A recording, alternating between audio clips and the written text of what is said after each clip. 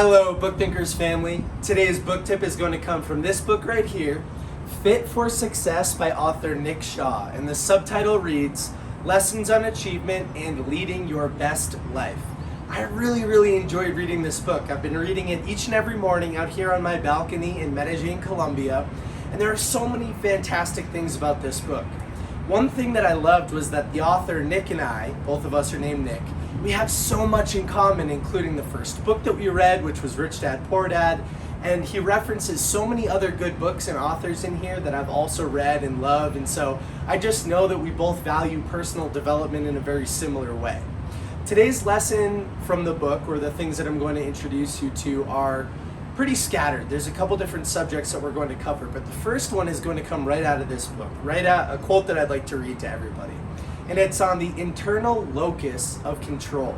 This is a new concept for me. It's actually not something that I've read about before. So I'll give you two examples. The first is going to be a quote from the book. Nick says that, quote, "Internal locus of control is the degree to which people believe that they, rather than external forces, have control over the outcomes of the events that make up their lives." So here's an example. Soldiers on the offensive who are assaulting an enemy position will have more control over the outcomes due to a number of factors, including the size of their platoon and the route that they take to attack their enemies. Those soldiers have an internal locus of control, whereas those who are under siege of steady artillery do not. The soldiers who are taking cover in the trenches are simply hoping that they'll be lucky and that the shrapnel from the blast won't injure or kill them. So how can this be applied to your life, right? We're not all soldiers in a battlefield. You can think about a diet and travel. This is something that used to happen to me all the time. You have a nice diet in place, you're doing really well, but all of a sudden you have a business meeting and you need to start traveling. So you get on a plane, it's delayed, your coworkers want to go out for a late meal or a drink. Totally disrupts what you have going on. But if you planned in advance, then you still have the internal locus of control.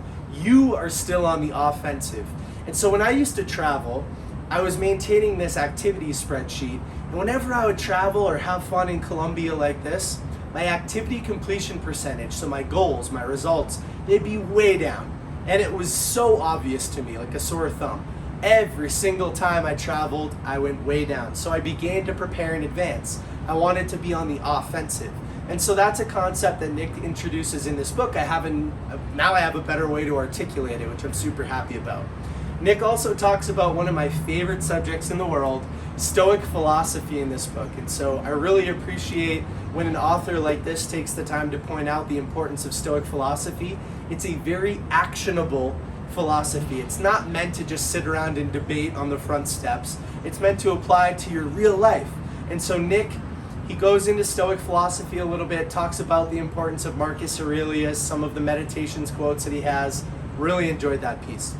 The last thing that I want to mention about this book is that Nick dedicates an entire chapter to failure.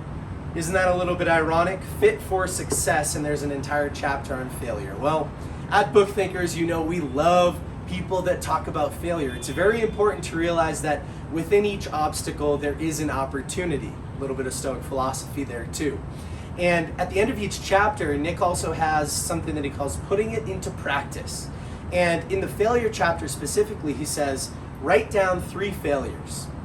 Write them, journal them, reflect on them, and you'll realize that they actually led to opportunities, or you'll realize that, hey, it wasn't that bad to have faced a failure, and it could have led to a better opportunity in life, kind of like Matthew McConaughey's new book, Green Lights. But anyway, Fit for Success, Nick Shaw. If you didn't get a chance to win one of the books that we gave away, I would highly recommend that you purchase a copy. This is a good book. He's a good guy, and there's a lot of fantastic wisdom in here. And so that is today's review. Go read something.